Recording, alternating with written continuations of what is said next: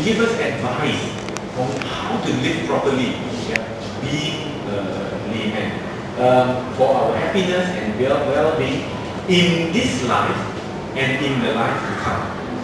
So we can see that this young man called D. Gajanu, he was a bit deep thinking, more deep thinking than the others. So he was thinking about what can benefit me in this life and what can benefit me in the lives to come, the future lives. So he was a bit further thinking. So he wanted to enjoy now, and he wanted to enjoy in the future as well. Not just saying, let me enjoy now. So he was like, putting and making an investment, asking the Buddha, where shall I invest? In order to enjoy in the future. So this was the Buddha's reply. And it is very much directed at lay people. And we can understand the Buddha's teachings in this case. So the Buddha said there are 4 qualities that lead to a lay person's happiness and well-being in this life. And what are these 4? Being skilled or consummate. He used the word consummate by, the translations use this word consummate, but I translated it back into skill. Being skilled in initiative, being skilled in vigilance, admirable friendships, and maintaining one's livelihood in tune. So there are 4 things us lay people must know how to practice. So we go through it one by one. What does it mean to be skilled in initiative?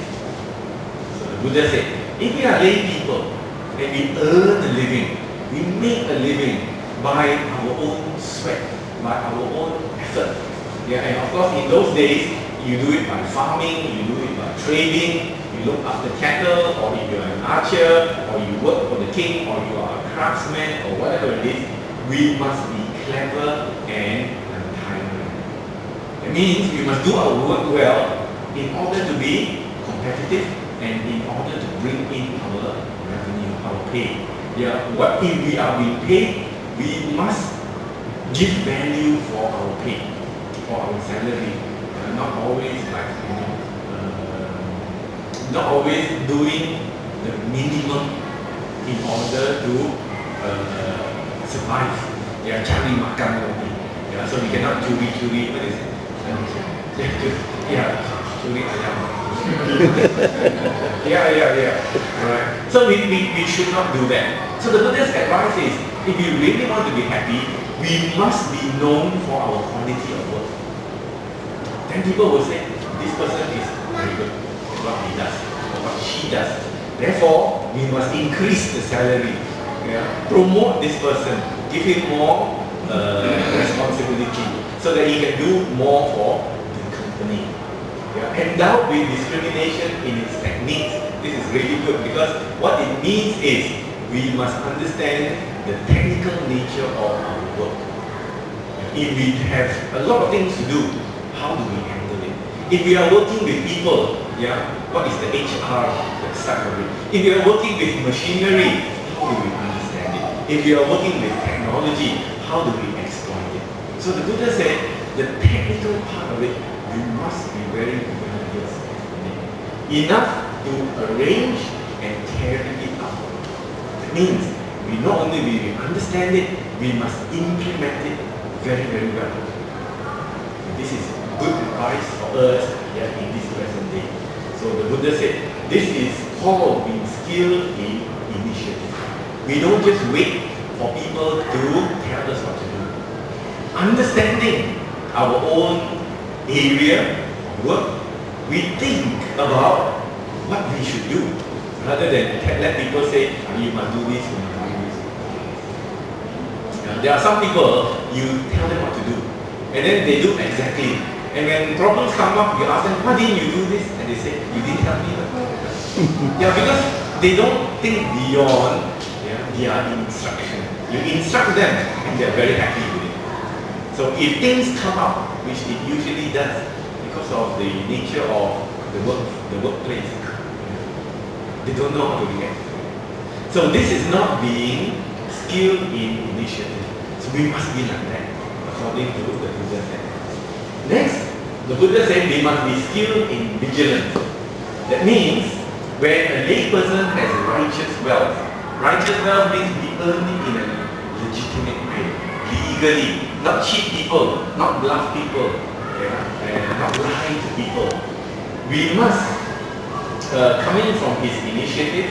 You must make an effort these are the things that we have done. He manages to protect it through vigilance. That means when we have something, we don't just leave it everywhere.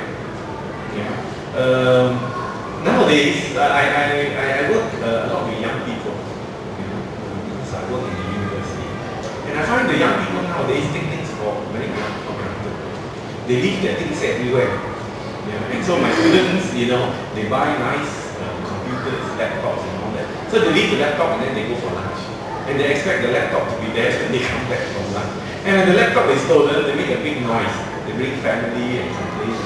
But I tell them, no, these things cost money and they're not cheap.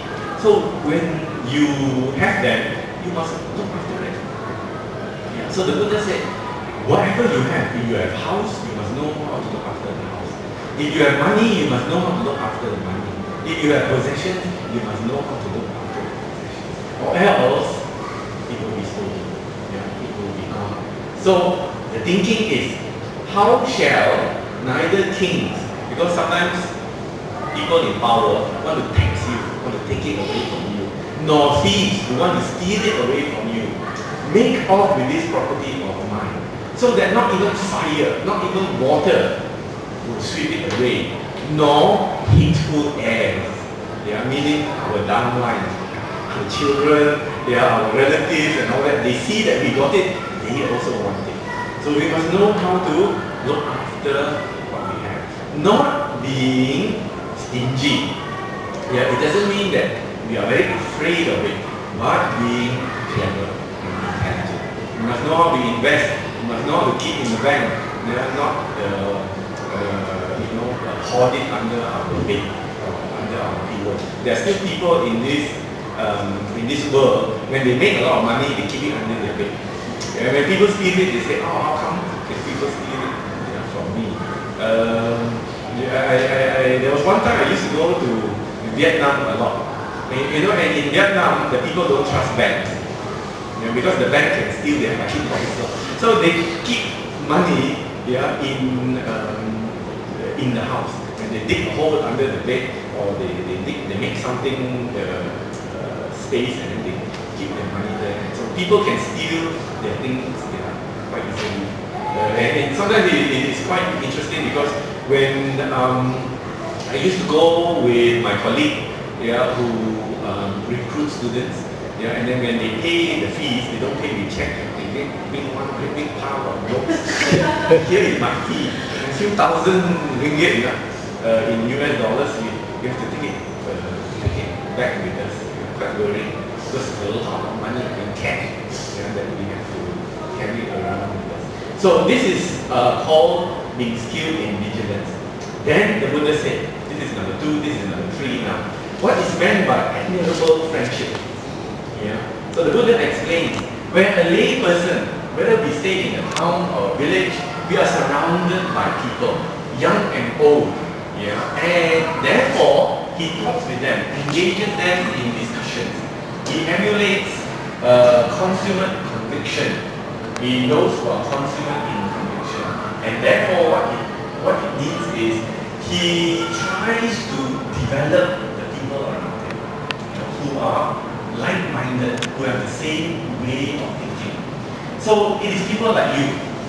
On a Sunday morning, you can do a lot of things. You can wake up early, wake up late.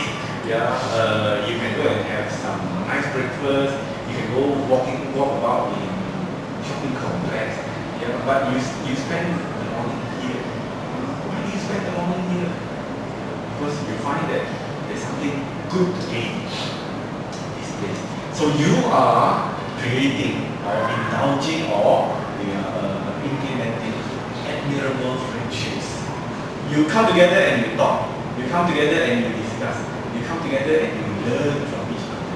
And you have good friendship. The Buddha calls this kalyana mitta, means good friends who will